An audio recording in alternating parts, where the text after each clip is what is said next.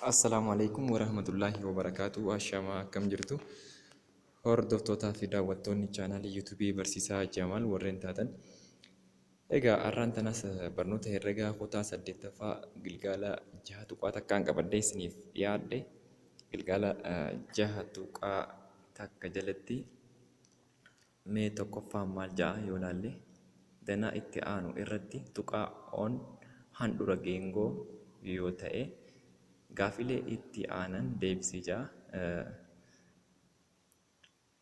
Geengoon handhuura yoo ta'e jechuudha. Danaa mul'atu kanarratti geengoon akka handhuuraatti yoo ta'e gaafiiwwan itti aananii dhufan deebisii ja'a.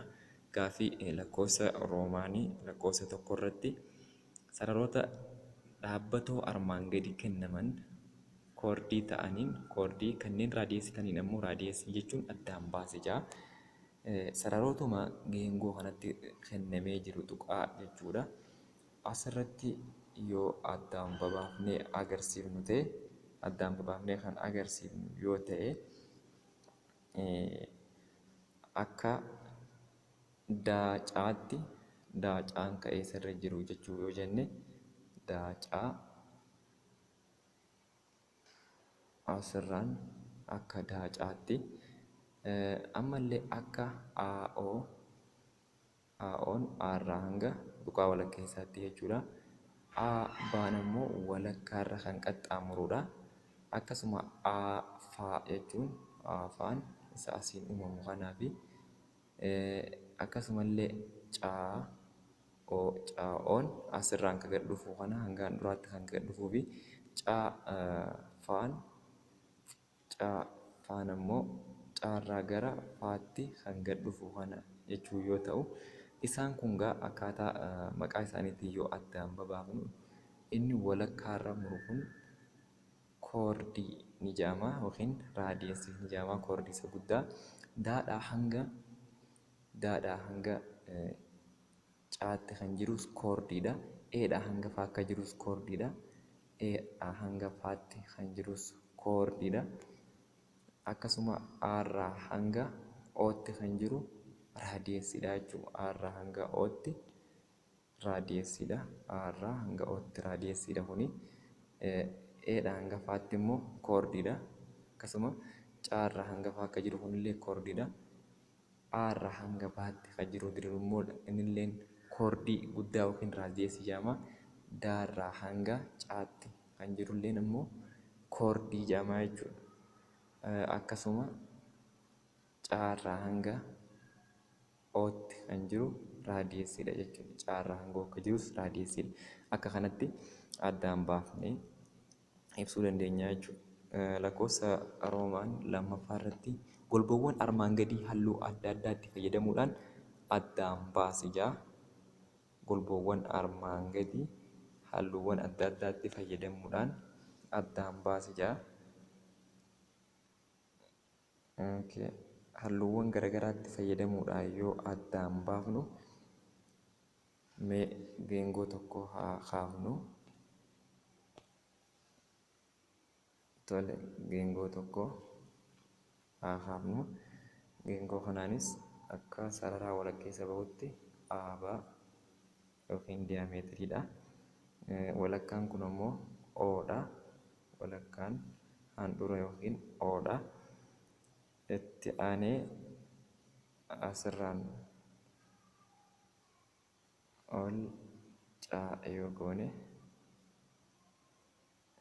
asiin daa akkasuma asirraan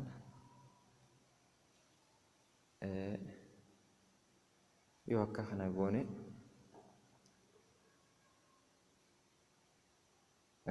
gaafiin gaafatamne golboowwan armaan gadii halluu adda addaatti fayyadamuudhaan addaan baasi jedhee faa yeroo jennu golboo asirraa jechuudha. Golboo faa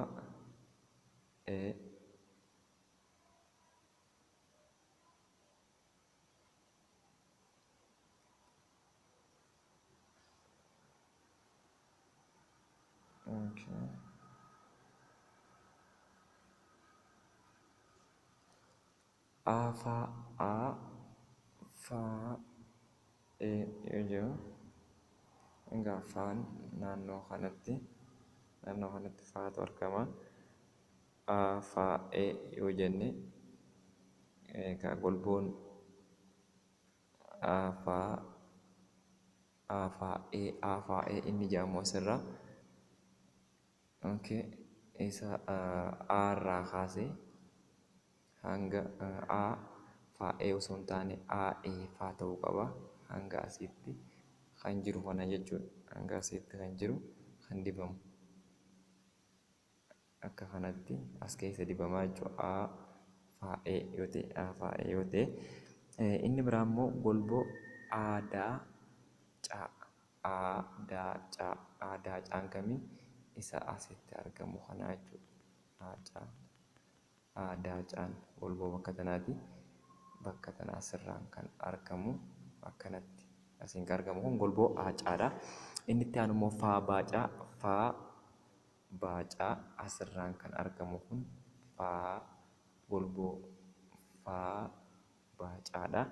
Akka kanatti addaan babaafnee gurraachomsuu dandeenya yookiin halluu isa biraatiin addaan babaasuu dandeenya jechuudha. Mummuraan golboo kun amma kunis golboo tokko addaan babaafnee kunis akkanatti addaan babbee mummuraan jiru kun hundinuu golboo mataa isaati jechuudha. Akkasuma lakkoofsa roomaanii 3 irratti gaafiin maal jedha? Dana armaan olii fayyadamuudhaan seektara armaan gadii halluu dibuun agarsiisi jedha. Seektara armaan gadii halluu dibuudhaan agarsiisi jedha. Armaan gadii fayyadamuun seektaroota armaan gadii halluu dibuudhaan fayyadamee A irratti maal jedha? Seektaroota xixiqqoo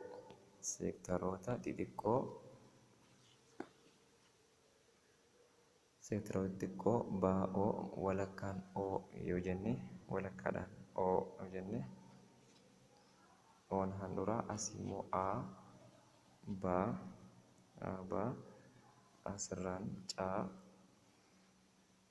daa akkasumallee kanatti jechuudha. Asiin ammoo faa yoo jenne egaa seektaroota kana yoo addaan babaafnu maal jee seektaroota xixiqqoo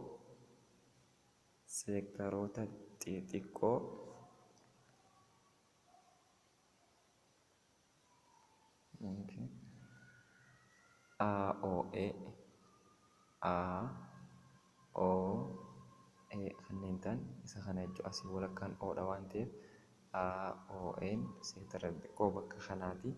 Akkasumallee CAOA caan as jira. OA isa bakka kana jiru CAOA yoo jennu ammallee CAOBA kunneen seektaroota xixiqqishoodha jechuudha.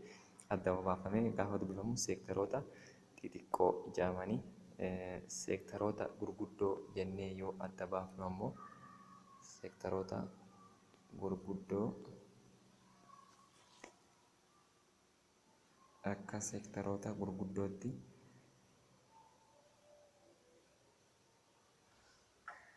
seektaroota gurguddootti yoo addaan baafnu baarratti jechuudha.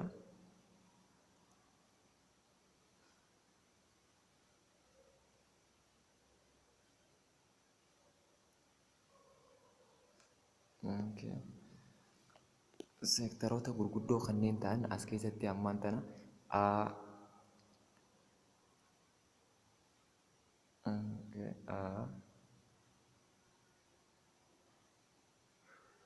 asiin akka baati aba caadaa faa kun akkanatti walqixatti addaan muraa tokko seektaroota gurguddoo hogguu jennu gaama seektaroota gurguddoon kan baa'oo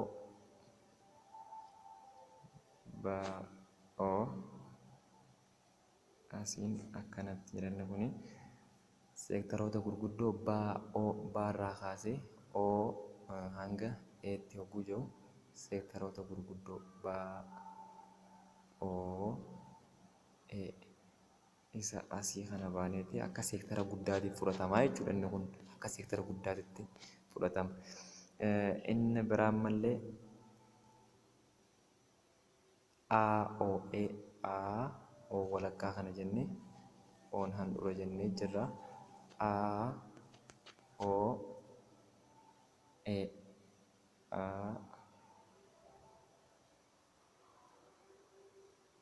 O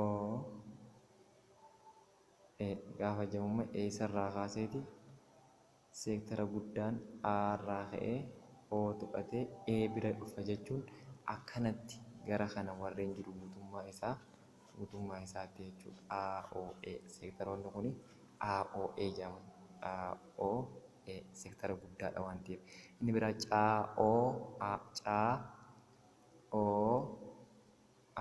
seektara guddaan amma CAO hogguu jiru inni asiin jiru kun mataan isaatis akka seektara guddaatti fudhatamaa jechuudha. Caarraa as O dhufee asiin ammoo A gaafa dhufu CAOA jedhama. Kunneen seektara guddaadha jechuudha. Inni irra guddaa seektara guddaa. Gabaabumatti akka jalqabaattis ilaallee turre asiin walakkaan kun handhuura jennee Oodha. Inni gara olii kun seektara xiqqaa yoo ta'u inni asiin gara gadii kun seektara guddaa jedhama jennee turre akka kanatti addaan baafnee turre yeroo jalqabaa ibsa godhaa turre. Mee gara gaaffii afuraffaatti yeroo dabarre danaa armaan olii fayyadamuun muraa armaan gadii halluu dibuun agarsiisi jedha. Muraawwan armaan gadii halluu dibuudhaan agarsiisi jedha. Mee danaan kanuma jalqaba kaafne san irratti jechuudha. Danaa isuma jalqaba kaafnee irratti halluu dibuudhaan muraawwan yoo adda baafnee agarsiifnu fakkeenyaaf danaa akkana kaafne tokkoon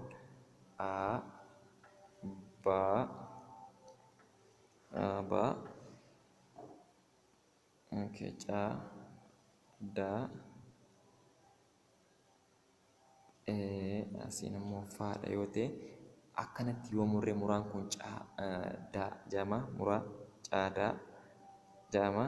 Yoo akkanatti ammallee asiin kan gammurru ta'e muraa caafaa asirraan akkana kan murre yoo ta'e AE muraan kun AE akkasuma asiin yoo kana kan murru ta'e muraan kun EFA jedhama jechuudha. Akka kanatti muraawwan addaan babaafnee kaa'uu dandeenya jechuudha. Inni biraa lammaffaa irratti kun amma muraawwan xixiqqishoodha. Isaan kun muraawwan xixiqqoodha jennee addaan baasuu dandeenya. Akka muraawwan gurguddootti yoo addaan baafnee kan keenyu yoo ta'e muraawwan gurguddoodha yoo jennu jechuudha. Akkamiitiin muraawwan kunneen amma agarsiifne muraa xixiqqoodha waan ta'eef muraawwan gurguddoon ammoo akkamiitii jennee yoo agarsiifnu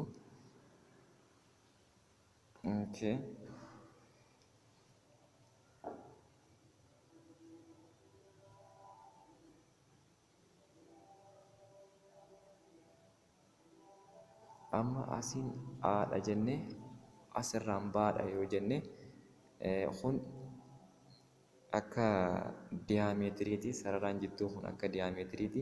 Garuu asiin akka Eedhaa fi Faatu jira yoo ta'e inni kun muraa xiqqaadha. Bakki tun qoftiin muraa xiqqaadha. Asii olitti kan jiru bal'inni kun hundi isaatu maali? Muraa guddaa jedhama jechuudha. Muraa guddaa kanneen jennu amma muraa guddaa gara asii olitti kan jiru kun muraa guddaadha guutummaatti. Gara gadii kan jiru immoo muraa xiqqaadha jechuudha. Muraa xiqqaadha. Muraawwan xixiqqaa amma kanneen baay'eellee muraawwan gurguddaa kaa'uu ni dandeenya. daadha yoo jenne caa asiin akkana muraa xiqqaadha. Garuu asirraa daa yoo jenne inni gara gadii kun akka muraa guddaatti fudhachuu dandeenya jechuudha. Akka muraa guddaatti fudhachuu dandeenya. Muraa guddaa inni biraa yoo jenne asiin akka aadhaa fi goone akka kana jechuudha.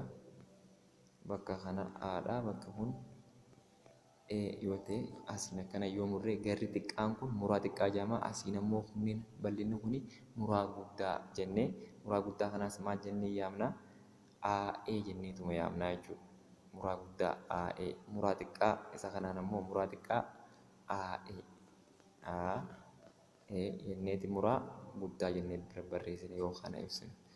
Yoo isa xiqqaa kana ka ibsinu ta'e immoo AE jenneetuma muraa xiqqaa jennee bira barreessina jechuudha. Garaagarummaan isaanii kanuma ta'a. Inni itti aanu gara gaaffii shanaffaatitti yoo dabarru sarara seekaantii fi caa keessa darbu ijaari ja'a. Kunis baay'ee siimpilii fi baay'ee salphaadha.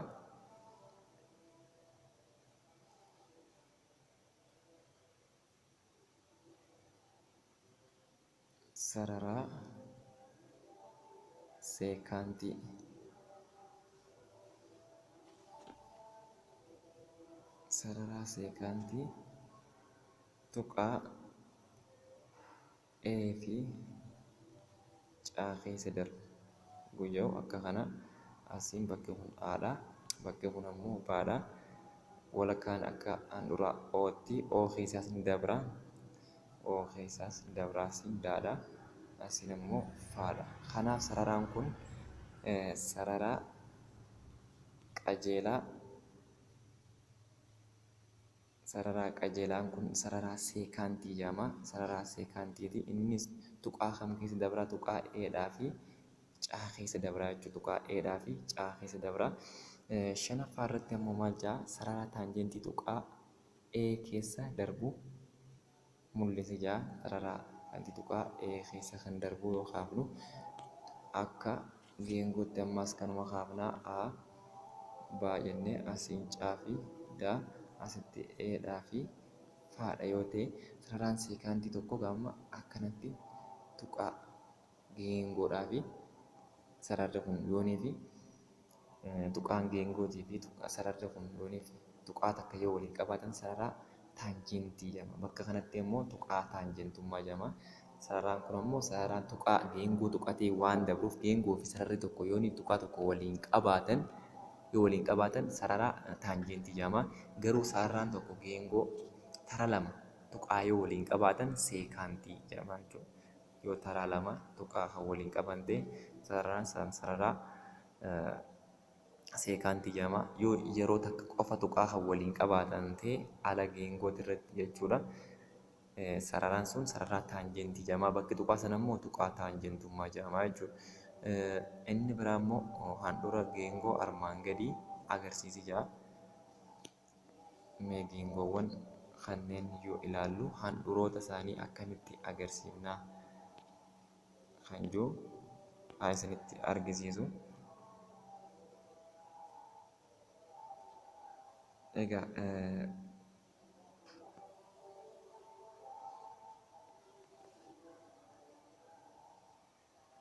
handhuura geengoo kana yoonii fi mul'ifnu kunis baay'ee haala salphaatiin mul'isuu dandeenya. Mee handhuura geengoo kanatti amma asirratti kan mul'atu